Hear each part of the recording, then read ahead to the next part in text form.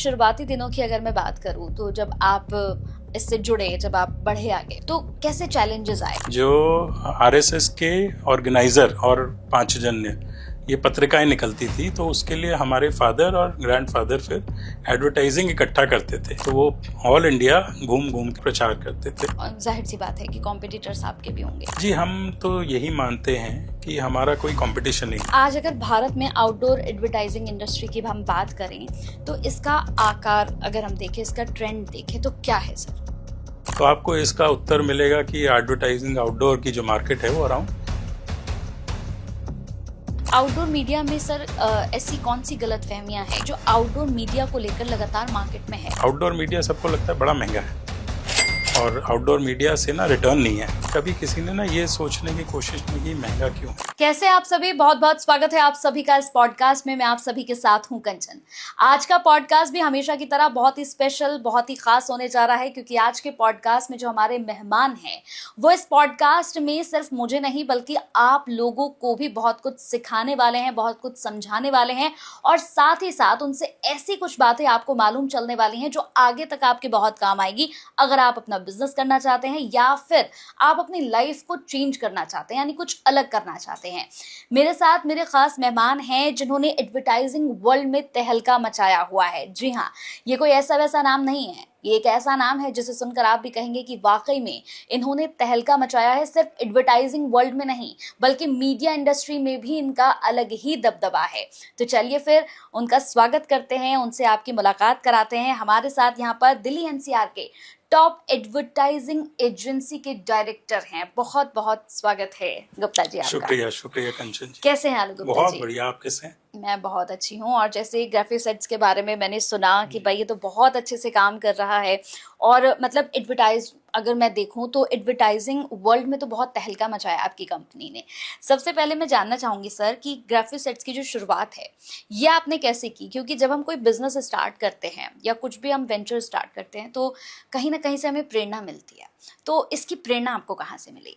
तो ग्राफिक्स की जो शुरुआत की गई वो एक्चुअली मेरे फादर ने की। तो ग्राफिक्स हम लोगों ने बिजनेस एक्वायर किया था, इट वाज अ कंपनी, तो हमने 1997 में किसी से खरीदी थी।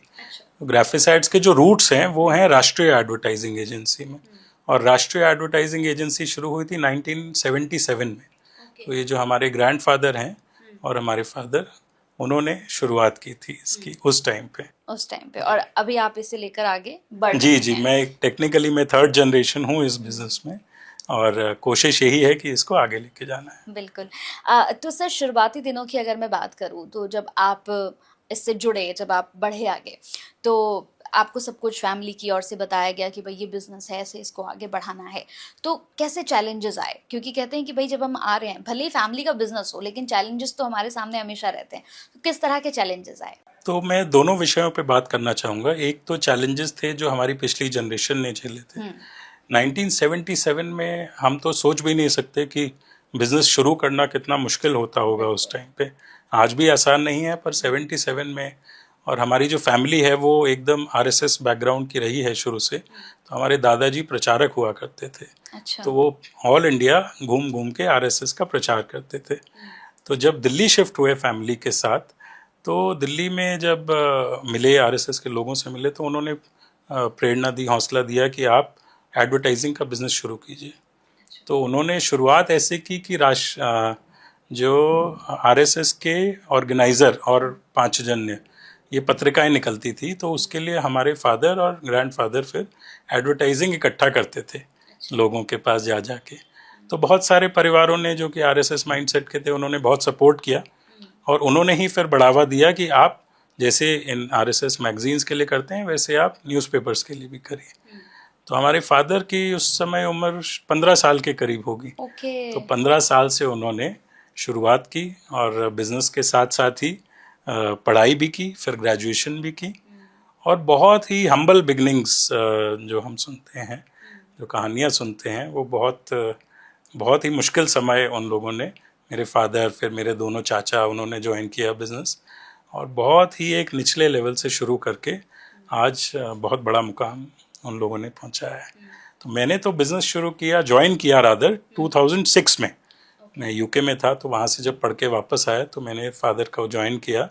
और शुरू में हर बेटे को यही लगता है कि जो प्लेटर पे मिला हुआ बिजनेस है, हम उससे कई गुना अच्छा कर सकते हैं। बट क्या होता है कि जब बाहर निकल के खुद बिजनेस करना पड़ता है तो पता चलता है कि इतना आसान भी नहीं आसान है। नहीं है, तो बिल्कुल। जब खुद धक्के खाए, जब खुद पैर घिसे, तो समझ आया कि पिछली जनरेशन ने बहुत मेहनत की है। बिल्कुल। अ, अगर यहाँ पर अब मैं आपसे पूछूं कि क्योंकि आपने बताया कि आपके फादर सिर्फ 15 साल के थे, मतलब अगर मैं आज की जनरेशन की बात करूँ तो 15 साल का बच्चा, उसे कुछ नहीं पता होता है, वो तो अभी स्कूल में ही अपना एंजॉय करता है, लेकिन आपने बताया कि 15 ईयर्स की एज में अपना बिजनेस स्टार्ट करना बहुत बड़ी बात है, और ये बात 1977 की आप कर रहे हैं। Very nice, very nice. Graphics act को इस मुकाम तक पहुंचाने की अगर मैं बात करूँ तो एक टीम की ज़रूरत होती है, एक बहुत अच्छी टीम। तो आपकी टीम कैसी, और मतलब कितनी कुर्बानियां अभी तक दी गई हैं? मैं तो यही मानूंगा कि आज हम जहाँ भी खड़े हैं उसके पीछे हमारी टीम का बहुत बड़ा हाथ है। और हम अभी रिव्यू कर रहे थे रिसेंटली, तो हमारे जो सबसे पुराना स्टाफ है वो हमारे साथ अभी भी 35 साल से जुड़ा हुआ है। अच्छा। तो हमारे पास बहुत ऐसे हीरे हैं जो कि 20 साल, 25 साल, 30 साल उन्होंने एक संस्था को दिए हैं, जो कि एक बहुत बड़ी बात है। और अगर सैक्रिफाइस की हम बात करें ना, तो हमारी टीम ने कभी भी दिन रात घर बार कुछ नहीं देखा। अगर क्लाइंट की कोई रिक्वायरमेंट है और वो पूरी करनी है, तो वो चाहे 10-10 दिन हो, 15-15 दिन हो, घर नहीं गए। बहुत हमने ऑल ओवर इंडिया इवेंट्स किए हैं, तो बहुत सारे ऐसे केसेस रहे हैं कि उनको रहने तक के लिए होटल तक नहीं मिल पाता था। इतने छोटे छोटे कस्बों में इवेंट किए, तो गाड़ियों में सोना पड़ा और वहीं से काम करना पड़ा। तो बहुत सेक्रीफाइस लगा है, जिसकी वजह से आज मैं यहाँ बैठ के आपके साथ पॉडकास्ट कर पा रहा हूँ। और सबसे बड़ी बात है सर कि बड़ी अच्छी बात है कि आपने कहा कि आपकी टीम, क्योंकि बहुत ऐसे कम लोग होते हैं जो अपनी टीम को अप्रिशिएट करते हैं, और आप कर रहे हैं, ये तो और अच्छी बात है। जितने लोग, मुझे लगता है कि जो आपकी टीम के लोग पॉडकास्ट देखेंगे वो कहेंगे भाई, मतलब हमने जितनी मेहनत की है उसका फल हमें मिल रहा है। क्या कभी ऐसा कोई मोड़ आया सर कि जब लगा कि मैं नहीं कर पाऊंगा? क्योंकि कई बार ऐसा होता है, कुछ भी हम करते हैं तो लगता है कि नहीं अब नहीं हो पाएगा, या हार मान ली है, या फिर अभी बहुत मुश्किल हो रही है। क्या अभी कभी ऐसा समय आया? देखिए, एक एंटरप्रेन्योर की जो लाइफ होती है ना, उसमें डेली आता है। डेली ऐसा कुछ ना कुछ होता है कि अब लगता है कि सब खत्म होने के कगार पे है, पर अगले ही पल ये भी लगता है कि अरे इससे अच्छा तो कुछ हो ही नहीं सकता। तो थ्रिल इसी एंटरप्रेन्योरशिप में है। तो अगर पिछले 20 साल का, 18-20 साल का मैं अपना एक्सपीरियंस देखूं, या उससे पहले हमारे फादर का भी सुनते हैं, तो सबसे पहला ये मौका आया था 1997 में, जब हमने ग्राफिसाइड्स एक्वायर की। और उसके पीछे रीज़न ये था कि दिल्ली में सुप्रीम कोर्ट ने होर्डिंग्स बैन कर दिए थे, और हमारा होर्डिंग्स का ही काम होता था उस टाइम पे 100%। तो पूरी तरह से रातों रात एक तरह से बिजनेस ज़ीरो हो गया था, और अगले दिन कुछ करने को नहीं था। मैं तो बच्चा था, तो हमारे फादर ही बताते हैं कि फिर बहुत लोगों ने सपोर्ट भी किया। फिर हमने ग्राफिसाइड्स एक्वायर की, फिर हमने प्रिंट एडवर्टाइजिंग का काम शुरू किया। तो वो पहला मौका था जब उन्हें लगा होगा कि बहुत मुश्किल है। फिर 2008-9 में मुझे याद है कि जब ग्लोबल रिसेशन आया था, तो उसका इंडियन मार्केट पे बहुत इम्पैक्ट पड़ा था। उसकी वजह से हमें भी बहुत कुछ झेलना पड़ा था। क्लाइंट्स हमारे प्राइवेट थे, बिल्डर्स बहुत थे, तो सबका डिले हुआ। उस टाइम भी लगा कि कैसे रहेगा। फिर उसके बाद जब स्ट्रक्चरल चेंजेस इकोनॉमी में आते हैं, मान लीजिए रेरा आया, जीएसटी आया, डिमोनेटाइजेशन आया, तो इन्होंने इकोनॉमी को शॉक दिया, 2-2, 3-3 महीने का शॉक। तो उस टाइम पे अनसर्टेनिटी बहुत हो जाती है मार्केट में। और एडवर्टाइजिंग एक ऐसी इंडस्ट्री है जिसपे ना क्लाइंट सबसे पहले पैसे काटता है, सबसे पहला बजट रोकता है, और सबसे बाद में पैसे देता है जब पे करना होता है। तो इसलिए एडवर्टाइजिंग को इन शॉक्स से झेलना पड़ा। और फाइनली कोविड जब आया 2020 में, जब सब अपने घरों में बैठे अपनी जान बचाने की कोशिश कर रहे थे, तो हम और हमारी टीम यही सोच रहे थे कि अगला रेवेन्यू कहाँ से निकलेगा, क्योंकि हमारा काम ही मीडिया का है। मीडिया सारा बंद था। पर आज बहुत अच्छे तरीके से हम इन सारी चुनौतियों से, कठिनाइयों से निकले हैं, और आज भी खड़े हैं और बहुत अच्छा कर रहे हैं। तो इसके पीछे एक रेजिलियंस है टीम की। जब आपने शुरुआत की थी तब से लेकर अगर अभी तक की बात करूं, 2006 में आपने ज्वाइन किया अपने फादर का बिजनेस, तब से लेकर अब तक अगर बात करूं तो विज्ञापन इंडस्ट्री जो है, एडवर्टाइजिंग इंडस्ट्री जो है, उसमें बड़े बदलाव क्या है जो आपने खुद महसूस किए कि ये बहुत बड़े बदलाव है और ये एक चैलेंज भी है मेरे लिए? कैसे कैसे बदलाव थे? देखिए, एडवर्टाइजिंग इंडस्ट्री में बहुत चेंजेस आ रहे हैं और अभी भी चल रहा है और आने वाले समय में और बदलाव आएंगे। तो जब हमने शुरू किया था तो ट्रेडिशनल एडवर्टाइजिंग जो हम कहते हैं कि प्रिंट मीडिया हो गया, आउटडोर हो गया या फिर टेलीविज़न हो गया, वो बहुत ऊंचे स्तर पे थी। सबसे ज़्यादा बजट उन्हीं पे जाता था। धीरे धीरे हमने देखा कि जो इवेंट मैनेजमेंट का काम है वो बहुत बड़ा होने लग गया। क्लाइंट्स को मौका मिला लोगों से डायरेक्ट एंगेज करने का, तो इवेंट मैनेजमेंट बढ़ा। फिर अगले 2010 के बाद सोशल मीडिया ने कितना ज़्यादा प्रोलिफरेट कर लिया, चाहे वो फेसबुक हो, चाहे वो गूगल हो, चाहे वो पॉडकास्ट हो आज के टाइम में। तो सोशल मीडिया अपने आप में आज सबसे बड़ा एक इन्फ्लुएंसर बन गया है और सबसे बड़ा एडवर्टाइज जनरेटिंग रेवेन्यू बन गया है पूरी इंडस्ट्री के लिए। उसके बाद अब हम अगर देखें तो हमारे बिजनेस में, एडवर्टाइजिंग में एआई का बहुत बड़ा रोल आ गया है, आर्टिफिशियल इंटेलिजेंस। जो काम पहले 2-2, 3-3, 4-4 दिन में लगता था होने में, आज वो 1-1, 2-2 घंटे में होने लग गए हैं। तो एआई बहुत डिसरप्ट कर रही है हमारे बिजनेस को। फिर एक और जो बहुत इम्पोर्टेंट चीज़ आ गई है पिछले 5 सालों में, स्पेशली कोविड के बाद, वो है ओटीटी। ओटीटी अगर आप देखेंगे, चाहे वो जियो हॉटस्टार हो, चाहे वो अमेजॉन हो, सोनी लिव हो, इन्होंने लोगों के कंटेंट कंज्यूम करने का तरीका बदल दिया। पहले हमारा जो मनोरंजन था वो टेलीविज़न था। अब वो टेलीविज़न बहुत कम लोग हैं जो देख रहे हैं। ज़्यादातर लोग ओटीटी पे या मोबाइल हैंडसेट पे ही अपना सारा मनोरंजन पूरा कर लेते हैं। तो इसीलिए ये सारे जो स्ट्रक्चरल चेंजेस हैं मीडिया में, हर ऑर्गेनाइजेशन इसको अडेप्ट नहीं कर पा रही है और इसीलिए हम देखते हैं कि बहुत सारे चेंजेस, बदलाव, मतलब कंपनीज बंद हो रही हैं। वो इसी कारण हो रही हैं कि एक छोटा सा स्टेप वो बदल नहीं पाते अपने आप को। जैसे अगर देखें तो मार्केट में बहुत सारे कॉम्पिटिटर्स होते हैं और जाहिर सी बात है कि कॉम्पिटिटर्स आपके भी होंगे। तो ऐसे में ग्राफिक सेट्स को आप अलग कैसे देखते हैं? मतलब ये बिल्कुल अलग कैसे है, डिफरेंट कैसे है? जी, हम तो यही मानते हैं कि हमारा कोई कंपटीशन नहीं है। हम अपनी टीम को भी बोलते हैं कि हमारा कंपटीशन ना खुद से है। अगर हम कल से ज़्यादा अच्छे हैं, आज कल से इम्प्रूव्ड हैं, तो हम ठीक कर रहे हैं। हमारी फिलॉसफी ऑलवेज है क्लाइंट फर्स्ट। हमारे लिए हमारा जो क्लाइंट है वो सर्वोपरि है। अगर हम उसके हिसाब से रोज़ सोच रहे हैं, उसके शूज़ में अपने आप को रख रहे हैं, तो हम सेफ हैं, कोई दिक्कत नहीं है। तो उसी हिसाब से हम ये जितनी भी फील्ड्स हैं जहां हम डाइवर्सिफाई कर रहे हैं, रिलेटेड डाइवर्सिफिकेशन, हमने print, outdoor, radio, television, event management, social media, मतलब एडवर्टाइजिंग की हर फील्ड में हम अभी हैं। तो इसीलिए हैं क्योंकि हमारे क्लाइंट की ज़रूरत थी और हम उस ज़रूरत के साथ आगे बढ़ते गए। तो कंपटीशन तो बेचारा हम कंसिडर ही नहीं करते। बिल्कुल। आउटडोर मीडिया की अब बात कर लेती हूँ, क्योंकि आउटडोर मीडिया जो है सर, वो आपके पोर्टफोलियो का एक बहुत बड़ा हिस्सा है, जो काफ़ी लंबे समय से आप हमेशा करते आए हैं और इसमें बहुत अच्छा आप लोगों ने किया है। भीड़ भाड़ वाले स्पेस में इसे हाई इम्पैक्ट आप कैसे लेकर आते हैं? तो देखिए, आउटडोर मीडिया की जो सबसे बड़ी खासियत है ना, जो बाकी मीडिया से अलग है और लोग ना इसको थोड़ा नज़रअंदाज कर देते हैं, वो ये है कि आउटडोर, जब भी आप घर से बाहर निकलेंगे, मैं आपकी बात करता हूँ, आपका जो अटेंशन स्पैन है वो हमेशा ज़्यादा रहेगा। घर पे आपका अटेंशन स्पैन नहीं होता, चाहे आप मोबाइल पे हैं, टीवी पे हैं, पेपर पढ़ रहे हैं। बट आउटडोर एनवायरनमेंट में जो ह्यूमन बीइंग होता है उसका अटेंशन हमेशा ज़्यादा होता है। तो इसलिए जब कोई डिस्प्ले देखता भी है, वो रिकॉल वैल्यू उसकी बहुत स्ट्रांग रहती है। तो हमारा तो कंपनी का जो इतिहास है, पिछले आई थिंक 40 ईयर्स, 40 साल से हम आउटडोर बिजनेस में हैं। हमने दिल्ली के आउटडोर लैंडस्केप को इवॉल्व होते देखा है। पहले जो ओपन ऑक्शन होते थे, फिर उसके बाद पब्लिक प्राइवेट प्रोजेक्ट्स आए, फिर उसके बाद ई ऑक्शन आए, तो हमने इसको होते देखा है। और आज भी आउटडोर में हम टॉप की पोजीशन पे हैं, चाहे वो डिजिटल आउटडोर हो, चाहे वो ट्रेडिशनल आउटडोर हो। मार्केट एरियाज हों, हॉस्पिटल्स हों, होटल्स हों, दिल्ली में हमारे पास 1000 से भी ज़्यादा यूनिट्स हैं जिन पे हम रेगुलर एडवर्टाइज करते हैं। 500 के करीब डिजिटल यूनिट्स होंगे और 500 स्टैटिक ट्रेडिशनल यूनिट्स होंगे। Very nice, very nice. Sir, अगर ग्राफिक सेट्स के मैं सरकारी क्लाइंट्स की बात करती हूँ, अब सरकारी क्लाइंट्स की लिस्ट जो है वो मैंने देखा है कि आपकी बड़ी मजबूत है। तो मेरा क्वेश्चन है कि इतनी मजबूत वो कैसी बनी और आप उनके भरोसेमंद पार्टनर, क्योंकि वो लोग आप पर बहुत ट्रस्ट करते हैं, जितने भी आपके सरकारी क्लाइंट्स हैं उनका ट्रस्ट आपके ऊपर है, कैसे? तो सरकार में अगर मैं बात करूं तो सबसे पुराना गवर्नमेंट क्लाइंट हमारा 30 साल पुराना सरकारी क्लाइंट होगा, और तब से हमने शुरुआत की।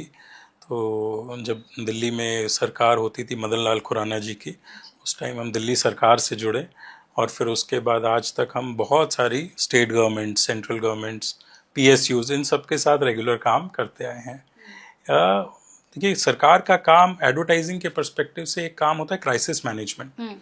तो अगर हम क्राइसिस मैनेज कर दें सरकारी क्लाइंट के लिए, तो वो हमें कभी नहीं छोड़ेगा। तो हमारा एक ही पर्पस रहता है, क्योंकि सरकारी काम ज़्यादातर ना लास्ट मिनट पे होते हैं, और उनकी भी मजबूरियां होती हैं। सबको लगता है कि सरकार है, सब हो रहा है, पर सरकार चलाना इतना आसान नहीं होता, बहुत मुश्किल काम है। तो हमारा एक बेसिक शुरू से ही रहा है रूल कि हमें अपने क्लाइंट के साथ खड़े रहना, उसके पीछे खड़े रहना, कि उसकी जो भी रिक्वायरमेंट है वो हमें पूरी करनी है।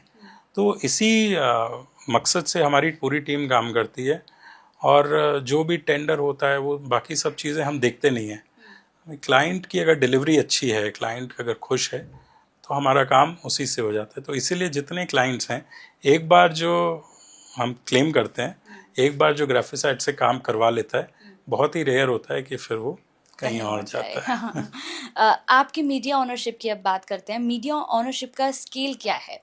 आपके क्लाइंट्स को आप किस तरह से बेनिफिट्स देते हैं, क्या फ़ायदे देते हैं? देखिए, हमारे साथ क्लाइंट्स जो जुड़े रहते हैं, उनका सबसे बड़ा बेनिफिट होता है कि जो हमारा खुद का आउटडोर है, उसकी बहुत इफेक्टिव प्राइसिंग उन लोगों को मिलती है। अच्छा। और हमने ये ऑब्जर्व किया है कि क्लाइंट्स ना ज़्यादा एजेंसी से कम्युनिकेट नहीं करना चाहते। कहते हैं यार, एक ही एजेंसी है, एक ही इंडिविजुअल है, उसी को ट्रेन होना चाहिए, उसी को मेरी इवेंट की भी नीड्स पता हूँ, वही मेरा आउटडोर भी देख ले, वही मेरा क्रिएटिव एस्पेक्ट भी देख ले, वही मेरा मीडिया भी देख ले। तो ये हमारी एक USP है कि हम वन स्टॉप शॉप एक्ट करते हैं अपने क्लाइंट्स के लिए, और जिसकी जो भी रिक्वायरमेंट्स होती हैं, हम उसको एक बहुत ही अनबायस्ड अप्रोच के साथ डील करते हैं। तो उसमें हम हमेशा क्लाइंट के भले की बात करते हैं। अगर उसके लिए क्लाइंट से लड़ना भी पड़े, तो भी हमारी टीम लड़ती है, क्योंकि बहुत बार ये होता है कि क्लाइंट का एक नज़रिया होता है, बट वो क्लाइंट एडवर्टाइजिंग के बारे में हमसे शायद कम जानता है। अब आप अगर डॉक्टर के पास जाएंगी और आप उसको कहेंगे कि क्रोसिन लिख के दे दो, तो फिर आपको डॉक्टर के पास जाने की ज़रूरत ही नहीं है, फिर तो आप खुद ही केमिस्ट से लेके काम कर सकती हैं। बट हमारा एक ये पॉइंट ऑफ व्यू रहता है कि अगर क्लाइंट हमारे पास आ रहा है, तो हमें तो उसको एकदम ही अनबायस्ड अप्रोच के साथ डील करना है। तो ये, अगर कोई जैसे अब पहली बार आपके पास आता है, कोई ग्राफिक्स से अगर नया नया जुड़ता है, पहली बार आपके पास आ रहा है और बहुत उम्मीदें लेकर आपके पास लोग आते हैं, तो आप सबसे पहले उसे क्या पिच करते हैं, क्या क्या बताते हैं, मतलब उसके लिए बेहतर क्या होगा? ये सबसे पहले तो हम ये बताते हैं कि उसकी ऑडियंस क्या है। सबसे पहले उसकी टारगेट ऑडियंस समझना ज़रूरी होता है। फिर क्या मीडिया की क्रेडिबिलिटी है, क्योंकि हर मीडिया की अपनी प्लस है और माइनस है, तो उस मीडिया की क्रेडिबिलिटी देखना बहुत ज़रूरी है। उस मीडिया की प्लेसमेंट क्या है। अगर आपका क्लाइंट वहाँ से आपका टारगेट ऑडियंस उस मीडिया को देख ही नहीं रहा, तो फिर वो मीडिया यूज़ करना बेकार है। तो उस मीडिया की प्लेसमेंट बहुत ज़रूरी है। और फाइनली बात आती है, ये अगर पहली तीनों चीज़ें ठीक हो जाती है, फिर बात आती है प्राइस पे। अक्सर जो लोग गलती करते हैं, वो प्राइस से शुरू करते हैं और बाकी सब चीज़ें इग्नोर कर देते हैं। प्राइस हमेशा लास्ट फैक्टर होता है। मीडिया ऑथेंटिसिटी ज़्यादा इंपॉर्टेंट है, मीडिया क्रेडिबिलिटी इंपॉर्टेंट है, प्लेसमेंट इंपॉर्टेंट है, और सही ऑडियंस इंपॉर्टेंट है। तो हम अपने क्लाइंट्स को यही कहते हैं। तो जब मेरा एक खुद से आपसे एक सवाल है, इतनी देर से बातें हो रही हैं, तो कभी कोई ऐसा क्लाइंट आया जिसको टैकल करना थोड़ा सा मुश्किल हुआ आपके पास, कि नहीं ये बिल्कुल समझ ही नहीं रहा है मेरी बात? रोज़ आते हैं, रोज़ ऐसे क्लाइंट्स आते हैं। क्योंकि क्या हुआ है कि गूगल के आने के बाद, चैट GPT के आने के बाद, जैसा मैंने डॉक्टर का एग्जाम्पल दिया, लोग ज़्यादा समझदार हो गए हैं। वो ठीक भी है। देखिए, नॉलेज होना बहुत अच्छी बात है, बट उस नॉलेज का इस्तेमाल कैसे करना है वो ज़्यादा ज़रूरी है। तो आप चारों तरफ से पढ़ के नॉलेज तो ले सकते हैं, बट आपको एक हमेशा सही पार्टनर चाहिए होता है एडवर्टाइजिंग के लिए, मार्केटिंग के लिए, ताकि आप ब्रांड को एक लॉन्ग टर्म पर्सपेक्टिव से देख सकें। एडवर्टाइजिंग या ब्रांडिंग सिर्फ एक ऐड छाप के ख़त्म नहीं हो जाती। जब तक आपकी कंपनी, जब तक आपकी संस्था चल रही है, एडवर्टाइजिंग और मार्केटिंग कभी आपको छोड़ नहीं सकती। और छोटी छोटी चीज़ों में है। आज आपकी टेबल पे कौन सी पानी की बोतल रखी है, ये भी एडवर्टाइजिंग एंड मार्केटिंग का पार्ट है। आप कौन सा पेन यूज़ करते हैं, ये एडवर्टाइजिंग एंड मार्केटिंग का पार्ट है। बट बहुत कम लोग होते हैं जो इस पे ध्यान देते हैं। वो सिर्फ प्राइस पे अटक के बाकी सब चीज़ों को छोड़ देते हैं। वो फिर लॉन्ग टर्म गेम नहीं होती। जो लॉन्ग टर्म सोचता है वो एडवर्टाइजिंग हमेशा उसको पे ऑफ बहुत अच्छा करती है। आज अगर भारत में आउटडोर एडवर्टाइजिंग इंडस्ट्री की हम बात करें तो इसका आकार अगर हम देखें, इसका ट्रेंड देखें तो क्या है सर? तो देखिए, इसमें दो बातें हैं। अगर आप किसी गूगल को सर्च करेंगी और ये सवाल पूछेंगी तो आपको इसका उत्तर मिलेगा कि एडवर्टाइजिंग आउटडोर की जो मार्केट है वो अराउंड 4,500-5,000 करोड़ की मार्केट है। बट आप कभी भी किसी इंडस्ट्री वाले से बात करेंगी तो एक्चुअल फिगर इसकी आती है अराउंड 12 से 15,000 करोड़ रुपए की मार्केट। और इसमें तो अभी मैं रिटेल इंडस्ट्री को नहीं जोड़ रहा, जो कि रिटेल साइनेजेस हैं, जो कि आउटडोर का पार्ट है। अगर हम वो भी जोड़ देंगे तो 20,000 करोड़ की ये आउटडोर की ही मार्केट है। अब इसमें ये नंबर्स क्यों गलत हैं, ये एक जाहिर सा सवाल है। होता क्या है कि हमारा जो बिजनेस है ना जी, outdoor is not only a media business, outdoor is media plus real estate. सिर्फ मीडिया नहीं है। मीडिया जो होता है वो तो आप सेंट्रली गवर्न कर सकते हो। Outdoor is a local subject. हमारा जो डेली का काम है वो म्युनिसिपल कॉरपोरेशन से है और हिंदुस्तान में हज़ारों म्युनिसिपल कॉरपोरेशंस हैं। तो जब इतना सारा डेटा है और अनस्ट्रक्चर्ड मार्केट है तो ये मार्केट कभी भी कंसोलिडेट नहीं हो सकती। कोई भी कितनी भी कोशिश कर ले वो मार्केट का 5-7-10% से ज़्यादा हिस्सा ले ही नहीं सकता पैन इंडिया बेसिस पे। और हमारी मार्केट में जो सबसे बड़ा क्लाइंटेल है वो या तो गवर्नमेंट क्लाइंट है या फिर रियल एस्टेट है। रियल एस्टेट बहुत लोकल क्लाइंट है और रिटेल है, रिटेल भी बहुत लोकल क्लाइंट है। तो 70-80% जो हमारी मार्केट है वो लोकल मार्केट है, लोकल क्लाइंट है, अगर हम सरकार को भी इंटीग्रेट कर लें। और जो कॉरपोरेट है वो 20 से 25% है। तो ज़्यादातर बड़े सर्वेज जो करते हैं 4-5 हज़ार करोड़ की मार्केट लें, वो क्या करते हैं कि वो सिर्फ बड़े क्लाइंट्स का बजट देख लेते हैं, थोड़ा बहुत सरकारी बजट देख लेते हैं। वो local budgets, real estate budgets इनको फैक्टर इन नहीं करते। तो हमारी मार्केट बहुत बड़ी है, बशर्ते कोई कभी इस पे रिसर्च एक्चुअल करना चाहे। आउटडोर मीडिया में सर ऐसी कौन सी गलत फहमियाँ हैं, क्योंकि आप बहुत समय दे चुके हैं, तो ऐसी कौन सी गलत फहमियाँ हैं जो आउटडोर मीडिया को लेकर लगातार मार्केट में है और इस पॉडकास्ट में आप तोड़ेंगे? मैं तो हमेशा कोशिश करता हूँ अपने सोशल मीडिया के ज़रिए भी, इंडस्ट्री प्लेटफॉर्म्स के ज़रिए भी, कि हम ऐसी धारणाओं को तोड़ पाएँ जो हमारी इंडस्ट्री को लेके हैं। सबसे पहले तो ये है कि आउटडोर मीडिया सबको लगता है बड़ा महंगा है और आउटडोर मीडिया से ना रिटर्न नहीं है। तो क्या होता है कि आउटडोर मीडिया कभी किसी ने ना ये सोचने की कोशिश नहीं की महंगा क्यों है, बस महंगा है। हाँ, अब क्या होता है कि आपके पास जो सोशल मीडिया है, डिजिटल मीडिया है, उसकी शेल्फ लाइफ क्या है। आप इंस्टाग्राम पे रील देख रहे हो, 1 सेकंड, 2 सेकंड, 5 सेकंड, 10 सेकंड की आप रील देख के ख़त्म हो जाती है। न्यूज़पेपर में ऐड पढ़ते हो, अब तो लोग पढ़ना भी कम कर चुके हैं, बट जो पढ़ रहे हैं 1-2 मिनट, 5 मिनट के अंदर एक न्यूज़पेपर ख़त्म हो जाता है। आउटडोर कैंपेन जो यूजुअल होता है वो 1 महीने का कैंपेन होता है। और जो न्यूज़पेपर और सोशल मीडिया वो बड़े पर्सनल है, मतलब आप इंडिविजुअल देख रहे हो। Outdoor is 1:all। एक होर्डिंग एक दिन में 1.5 से 2 लाख लोग देख रहे हैं या अपॉर्चुनिटी टू सी है। मतलब एक महीने में एक होर्डिंग अगर 40 से 50 लोग देख सकते हैं और वहाँ जो न्यूज़पेपर है उसको डेली के 4-5 लोग एक न्यूज़पेपर को एक सिटी में पढ़ लेंगे at an upper scale. Social media में तो आप जितना पैसा डालोगे वो गायब होता रहेगा, मतलब इट्स अ ब्लैक होल। तो अब लोगों को समझ आ रहा है कि ये ब्लैक होल है और धीरे धीरे वो ट्रेडिशनल पे वापस आ रहे हैं। तो इसलिए लोगों को लगता है कि आउटडोर बड़ा महंगा है।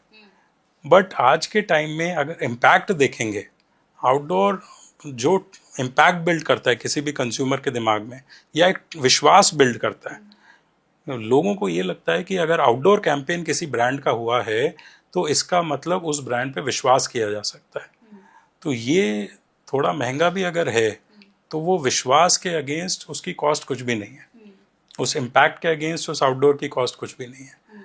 तो इसलिए ये सबसे बड़ी प्रॉब्लम है, एक मिथ है हमारी इंडस्ट्री के लिए। दूसरा हमारे लिए एक चैलेंज आता है कि आउटडोर के लिए ना क्लाइंट्स अलग से क्रिएटिव नहीं बनाते। वो कहते हैं कि यार जो प्रिंट का क्रिएटिव बनाना है उसी को उठाओ, उसी को आउटडोर पे लगा दो। आउटडोर मीडिया ही अलग है। आउटडोर का जो ड्वेल टाइम है 2 से 5 सेकंड अगर एक बंदा देख रहा है तो वो आपका पूरा इन्फॉर्मेशन पढ़ ही नहीं सकता। उसको 3-4 चीज़ें चाहिए, आपका ब्रांड चाहिए, कॉल टू एक्शन चाहिए, इक्का दुक्का फोटो चाहिए और आप क्या बताना चाह रहे हो एक लाइन में क्लियर कर दो। बहुत कम ऐसे ब्रांड्स हैं जो आउटडोर में क्रिएटिविटी पे फोकस करते हैं। अगर आप कभी भी ऑनलाइन देखोगे या केस स्टडीज़ देखोगे तो अभी हाल ही में जोमेटो, ब्लिंकिट, स्विगी, इन सब ने बहुत अच्छी तरीके से आउटडोर को यूज़ करने की कोशिश की है। बट लोग एफर्ट नहीं डालना चाहते। वो कहते हैं यार जो बना हुआ है ना उसी को यहाँ भी पेश कर दो, वो हमारी इंडस्ट्री में चलता नहीं है। तो ये मिथ्स हैं, अगर हम इसको तोड़ के आगे बढ़ पाएँ तो हमारी इंडस्ट्री और अच्छा कर सकती है। सर, डिजिटल और सोशल मीडिया, इन दोनों की बात करते हैं। इसके बढ़ते दौर में आउटडोर मीडिया की अहमियत आपको लगता है कि बची है? क्योंकि जैसा आपने अभी आंसर ही किया कि सोशल मीडिया का जो है वो ज़्यादा है आजकल, लोग एकदम पसंद करते हैं स्क्रॉल करना, एकदम उन्हीं चीज़ों पे आजकल लोगों का ज़्यादा फोकस है। तो क्या आउटडोर मीडिया की वैल्यू बची है आज की डेट में? आउटडोर मीडिया की वैल्यू सिर्फ बची नहीं है, outdoor media as a market grow कर रही है। अच्छा। हाँ जी। और पिछले, अगर मैं पोस्ट कोविड ही देखूं तो जितने भी न्यू टेंडर्स हो रहे हैं, नए लोग टेंडर्स ले रहे हैं, नए आउटडोर मीडिया ओनर्स आ रहे हैं, तो मार्केट में एनुअलाइज बेसिस पे 20 से 25% की ग्रोथ हो रही है। और देखिए क्या होता है, जब भी कोई अथॉरिटी के साथ बात करके मीडिया लेता है तो वो इसी उम्मीद पे लेता है कि नया क्लाइंट मार्केट में आएगा। तो हम ये भी देख रहे हैं कि चाहे जो वो लोकल रियल एस्टेट हो, वो लोकल रिटेल हो, मार्केट में नया क्लाइंट आ रहा है और वो ग्रोथ हो रही है। इवन सोशल मीडिया की अगर हम बात करें, डिजिटल मीडिया की, तो लीड जनरेशन के लिए बहुत अच्छा है, बहुत आसान है कि वहाँ पे लोगों को लगता है कि चलो 100, 200, 500 लीड्स का डेटा आ गया और उसको हम फिर यूज़ कर सकते हैं। अगर हम उसमें कन्वर्जन देखने जाएंगे ना over a period of time, तो वो आधा 1% की ही कन्वर्जन होती है। तो इसीलिए क्या होता है, सोशल मीडिया लगता बड़ा सस्ता है कि 10,000, 100 रुपये की, 200 रुपये की एक लीड आ गई, बट अगर कन्वर्जन से मल्टीप्लाई करते हैं तो 25 से 30,000 रुपये की एवरेज लीड पड़ती है, तो वो क्लोजर आता है। तो वो एक बहुत बड़ा चैलेंज है।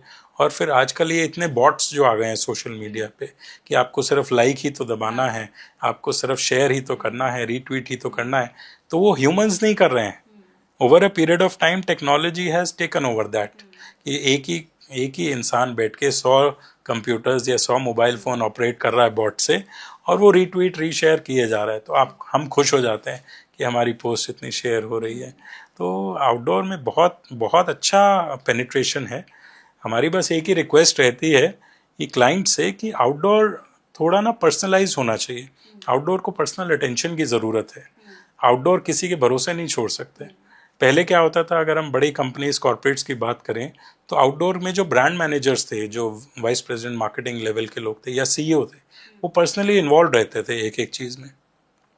अब आउटडोर को इन्होंने प्रोक्योरमेंट के ऊपर छोड़ दिया, जो कि जैसे आलू प्याज भिंडी खरीदा जाता है, वो कहते हैं कि आउटडोर भी प्रोक्योरमेंट से खरीद लो। आउटडोर प्रोक्योरमेंट से खरीदा नहीं जा सकता।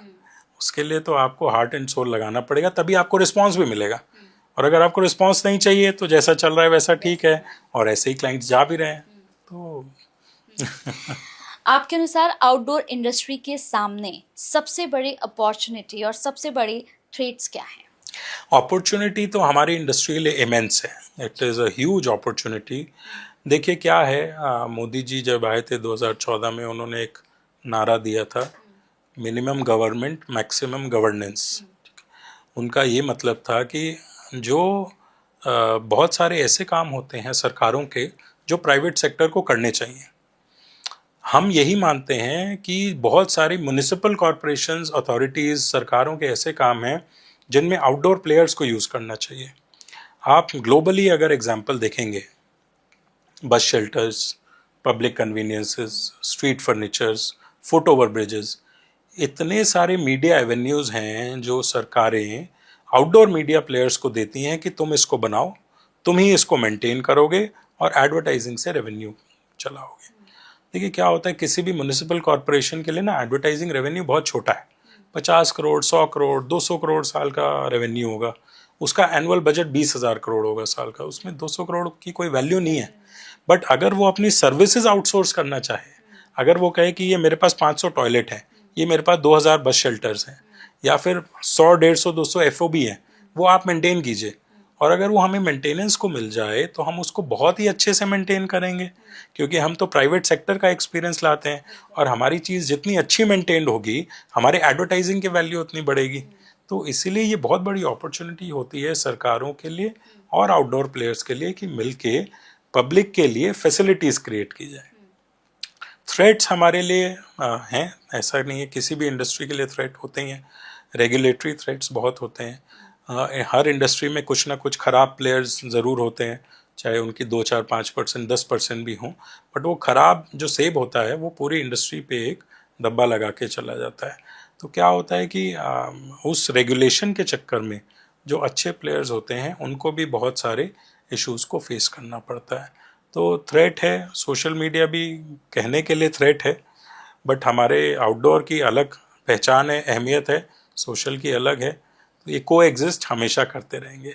बल्कि एक नई अपॉर्चुनिटी क्रिएट जो हो रही है कि आउटडोर प्लस सोशल मीडिया, जो हाइपर लोकल मार्केट है, जो बहुत ही लोकल क्लाइंट टारगेटिंग है, उसके लिए आउटडोर और सोशल मीडिया का कॉम्बिनेशन क्लाइंट्स को बहुत अच्छा रिस्पॉन्स दे रहा है। ओके, ग्राफिसेट्स की कंपनी कल्चर कैसी है सर, इसके बारे में थोड़ा सा बताइए। आप एक विजेता टीम कैसे बनाते हैं, कैसे लोगों को चुनते हैं और कैसे आपने अभी तक लोगों को अपने साथ रखा है, इसके बारे में। हमारी शुरू से ही कोशिश रही है कि जो हमारा ऑफिस है वो हमारे लिए एक एक्सटेंडेड फैमिली है।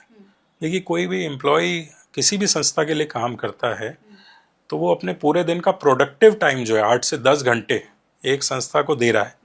हमारी कोशिश ये रहती है कि जितने भी लोग हमारे लिए काम करें वो उस ऑफिस को, उस एनवायरनमेंट को एक बड़े ही फैमिली कल्चर की तरह देखें और पॉलिटिक्स वगैरह बहुत ही कम हो। आज के टाइम में ऑफिस पॉलिटिक्स की वजह से बहुत लोगों को बहुत अच्छी अच्छी अपॉर्चुनिटीज़ छोड़नी पड़ती हैं, बट हमारे यहाँ हमने यही कोशिश की है कि किसी न किसी तरह लोग अपने बिजनेस में, अपने काम में एंगेज रहें और इन सब चीज़ों से दूर रहें। और इसीलिए लोग हमारे यहाँ ना एक लॉन्गेविटी है स्टाफ की। तो जैसा मैंने कहा 35-35 साल अगर लोग रुके हुए हैं तो आसान नहीं है ऐसे लोगों को सस्टेन करना। और आज के टाइम में अपॉर्चुनिटीज़ की भी कमी नहीं है। सोशल मीडिया के साथ साथ हर अच्छे एम्प्लॉय के लिए बहुत अपॉर्चुनिटीज़ हैं। हमारी कोशिश रहती है कि हम हमेशा उनको अपस्किल करें, मतलब हर क्वार्टर में हम कोई ना कोई अच्छी वर्कशॉप्स रखते हैं और नई नई चीज़ों के बारे में उनको सिखाते रहते हैं। क्योंकि अगर हमारे एम्प्लॉयज़ अपस्किल होते रहेंगे, ट्रेन होते रहेंगे, तो एज एन ऑर्गेनाइजेशन भी हम बहुत आगे निकल जाएंगे। तो हमारा ग्रोथ कर्व सिर्फ यही है कि हम खुद भी अपस्किल होते रहते हैं और हमारे एम्प्लॉयज़ भी अपस्किल होते रहते हैं, ताकि हमारे क्लाइंट को best of the best solutions मिल सके। बिल्कुल। वो कौन सी सर टॉप 3 वैल्यूज़ हैं जो आपके क्लाइंट्स के साथ लंबा रिश्ता निभाने में आपकी बहुत मदद करते हैं? तो जैसा मैंने आपको कहा ना कि हमारी ऑर्गेनाइजेशन हमेशा क्लाइंट फर्स्ट ऑर्गेनाइजेशन है। बल्कि हम तो अपने स्टाफ को ये कहते हैं कि जब आप क्लाइंट के लिए ब्रेनस्टॉर्म भी कर रहे हो, सोच भी रहे हो, तो क्लाइंट का एक कटआउट अपने रूम में रखो, ताकि ये लगे आपको कि वो आपके साथ ही बैठा है, वो सुन रहा है आपकी सारी बात। तो क्लाइंट फर्स्ट जब रहेगा ना, तो बाकी सब चीज़ें ऑटोमेटिकली इन प्लेस रहती हैं। हमारे फादर का शुरू से ही एक मंत्र रहा है कि जो भी काम करना है पूरा इंटेग्रिटी के साथ करना है, ऑनेस्टी के साथ करना है और बड़े ही ना कॉस्ट इफेक्टिव वे में करना है। तो अगर क्लाइंट हमें बजट दे रहा है ना, तो हमें ऐसा लगता है कि हम उसका पैसा नहीं खर्च कर रहे, हम अपना पैसा खर्च कर रहे हैं। तो अगर हमारी फिलॉसफी यही रहेगी कि हमें अपना पैसा खर्च करना है, तो बहुत ही जुडिशियसली करना है। हम किसी का पैसा ऐसा बर्बाद होते नहीं देख सकते। और एडवर्टाइजिंग हम मान के चलते हैं कि it is not an expense, it is an investment. तो आपकी इन्वेस्टमेंट जो है वो ऐसी जगहों पे होनी चाहिए जो रिटर्न बहुत अच्छा देके जाए। अब अगर बात करूँ सर आईपीओ की, तो आईपीओ के बाद ग्राफिसेट्स के लिए नए ग्रोथ अपॉर्चुनिटीज़ क्या हैं? तो हम दिसंबर 2023 में हमारी संस्था जो है NSE एमर्ज प्लेटफॉर्म पे हम लिस्ट हुए थे।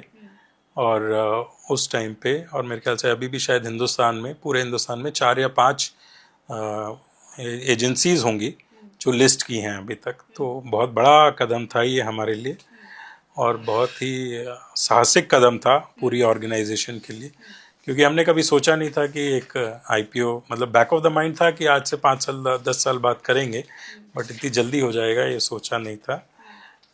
आईपीओ के बाद बहुत ओवर द पीरियड ऑफ 1-1.5 साल हमें बहुत बेनिफिट मिला है।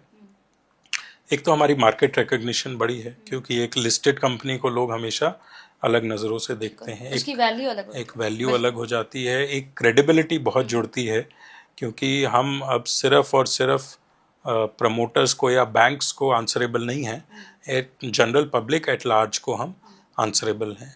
तो अब हम जो भी डिसीजन लेते हैं, हम अपने शेयर होल्डर्स के हिसाब से, अपने एम्प्लॉयज़ के हिसाब से एकदम सटीक डिसीजन लेते हैं कि लॉन्ग टर्म में ये ज़रूर पे ऑफ करना चाहिए।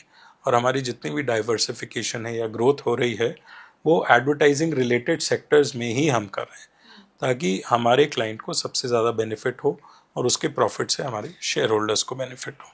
Very nice sir. अगले 3 से 5 सालों की अगर बात करूं तो क्या फ्यूचर देखते हैं ग्राफिसेट्स का, मतलब कहाँ पर पहुंचने की योजना बनाई हुई है? तो देखिए, जो आईपीओ के बाद और उससे अगले साल में हमें जो ग्रोथ पैटर्न दिख रहा है, तो we are targeting around 30 to 35% annual growth हमारा करने का विचार है, जो कि मुश्किल नहीं है। मतलब आज के टाइम में अगर हम देखें तो एक बहुत ही अनसर्टेनिटीज़ भरा माहौल है चारों तरफ, चाहे वो रशिया यूक्रेन वॉर हो या अमेरिका के टैरिफ्स वॉर हो। बट उसके बियॉन्ड इंडिया एक ऐसी शाइनिंग मार्केट है जो कि ग्लोबली एक्सेप्टेबल है, कि हर एक कंट्री को ये लग रहा है कि हिंदुस्तान अगले 20 साल तक बहुत तरक्की करेगा। तो इसकी तरक्की के साथ ही हमारी आशाएं भी जुड़ी हुई हैं, और हमारा जो ग्रोथ है वो हमारे बिजनेस एडवर्टाइजिंग में ही अभी बहुत बड़ी अपॉर्चुनिटी है। अभी तो हमने कुछ किया ही नहीं है, अभी तो बहुत बहुत पिक्चर देखना बाकी है। तो इसीलिए चाहे वो आउटडोर हो, चाहे वो इवेंट मैनेजमेंट हो, चाहे वो नए स्टेट्स हों जहाँ पे हम अपने ऑफिसेस खोलने का प्लान कर रहे हैं, तो बहुत ही अच्छी अपॉर्चुनिटीज़ हैं। बिल्कुल, एक बहुत इंपॉर्टेंट क्वेश्चन अब आपसे पूछने जा रही हूँ। आपने अपने पिता के साथ मिलकर, अपने फादर के साथ मिलकर इस बिजनेस को आपने और आगे बढ़ाया है। इस रिश्ते में अगर मैं बात करूँ आपके प्रोफेशनल जर्नी की, तो कैसे शेप किया सब कुछ, कैसे सब कुछ मैनेज हुआ? तो देखिए, हिंदुस्तान में अगर हम कल्चरली थोड़ा इंडियन कल्चर की बात करें, तो जो फादर होता है या जैसे फादर फिगर बोला जाता है, तो इंडिया में जो फादर होता है वो हमेशा ना एक इंस्पिरेशनल मोड से फादर को देखा जाता है। तो हमारा भी यही रहा। तो जब से ही हमने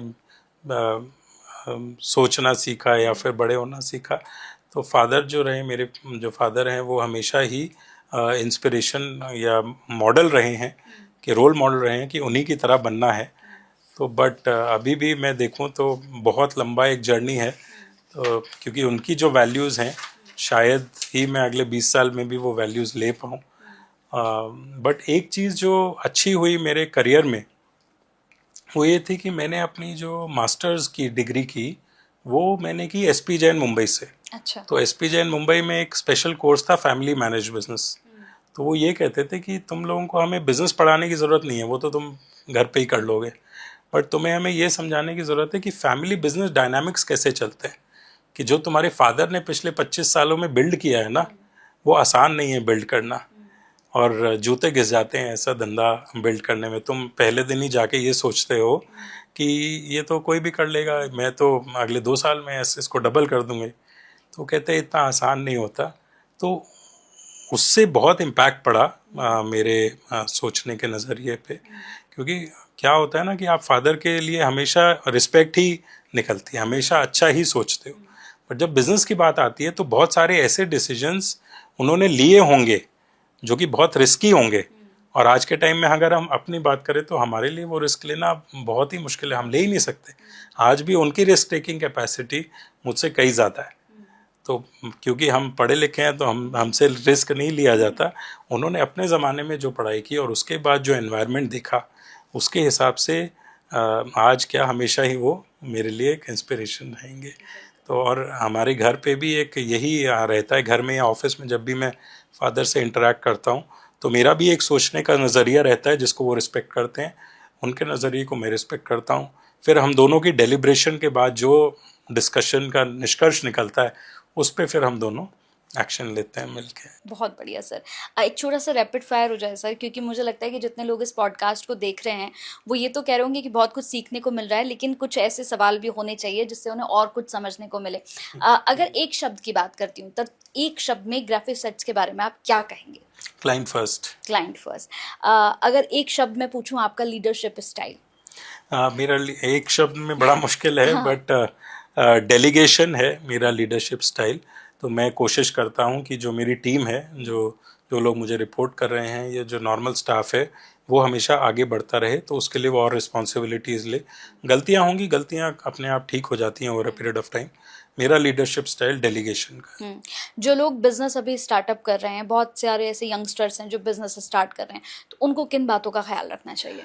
देखिए, आज के टाइम में जो बिज़नेस शुरू कर रहा है उसको बहुत ही अच्छी अपॉर्चुनिटी है, क्योंकि मेरे को याद है कि जब मैंने बिज़नेस में कदम रखा था तो मेरे फादर ने मेरे को एक चीज़ कही थी कि हिंदुस्तान में ना फेलियर को कभी भी अच्छे रूप से नहीं देखा जाता, तो एक फेलियर का ठप्पा नहीं लगने देना अपने ऊपर, कभी उन्होंने कहा था। और मैंने उस बात को बड़ा ध्यान भी दिया था।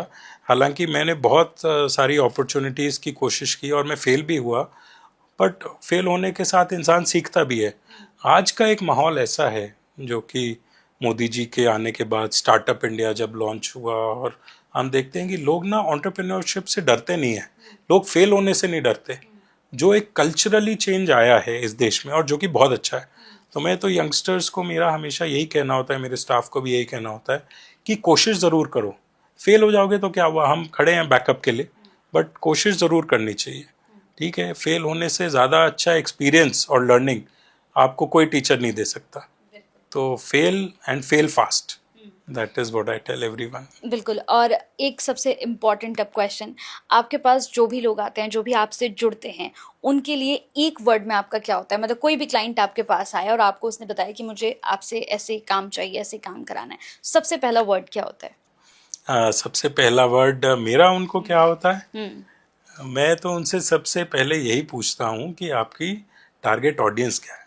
बड़ा सिंपल है। आप मतलब क्लाइंट से मैं कभी भी उसका बजट नहीं पूछता, जो लोग करते हैं। मैं ये पूछता हूँ कि मैं यही आप पूछना चाह रही थी, क्योंकि अक्सर हमने देखा है कि जब कोई भी क्लाइंट किसी के पास जाता है तो सबसे पहले बजट की बात होती तो है। हम सबसे पहले, हमारी पूरी टीम को हमने यही अलाइन किया हुआ है कि आप सबसे पहले ये बताओ कि ये ऐड आप किसको दिखाना चाह रहे हो, फिर उसके हिसाब से हम बाकी चीज़ों पे वर्किंग करेंगे।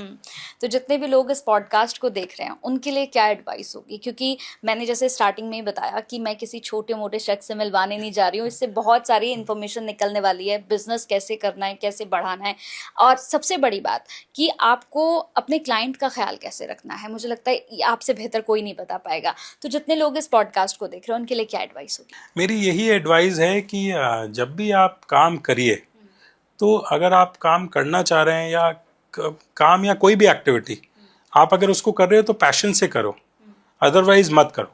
मतलब हाफ हार्टेड जो चीज़ों से काम होते हैं ना, उनके रिजल्ट्स भी हाफ हार्टेड होते हैं। बट अगर किसी चीज़ में पूरा पैशन, पूरा एनर्जी लगती है, तो उसके रिजल्ट्स भी हमेशा बहुत अच्छे मिलते हैं। तो और वो एक पुराना डायलॉग भी है मूवी का कि किसी भी चीज़ को अगर आप पूरी शिद्दत से चाहोगे तो पूरी कायनात उसको आपको मिलाने में लग जाती है। तो एक्टिविटी या किसी भी काम का भी यही है कि अगर आप पूरे पैशन के साथ, डेडिकेशन के साथ कुछ भी करोगे ना, तो बहुत सारी परिस्थितियां आपके फेवर में अपने आप हो जाती हैं। और अगर आप आधे मन से करोगे तो वो काम कभी भी सक्सेसफुल नहीं रहेगा। ठीक है। तो बड़ा अच्छा लगा सर आपसे मिलके और आपसे बात करके, और मुझे लगता है कि जितने भी लोग इस पॉडकास्ट को देख रहे होंगे उन्हें भी बहुत कुछ सीखने समझने को मिला होगा। और एडवर्टाइजिंग वर्ल्ड की जैसे हमने बात की, तो वाकई बहुत सारे चैलेंजेस लगातार बने हुए, लेकिन आपने उन चैलेंजेस को तोड़ा है और बहुत सारे मिथ फैक्ट्स भी आपने इसमें क्लियर किए जो एडवर्टाइजिंग वर्ल्ड को लेकर लगातार मार्केट में है, आउटडोर मीडिया को लेकर मार्केट में है। तो बड़ा अच्छा लगा आपसे मिलकर, बहुत खुशी हुई, और मैं पूरी उम्मीद करूंगी कि आने वाले समय में आप सारे चैलेंजेस को ऐसे ही तोड़ते रहेंगे और आगे बढ़ते रहेंगे। बहुत बहुत शुक्रिया आपका। शुक्रिया, बहुत बहुत शुक्रिया, थैंक यू। शुक्रिया, थैंक यू। नमस्कार।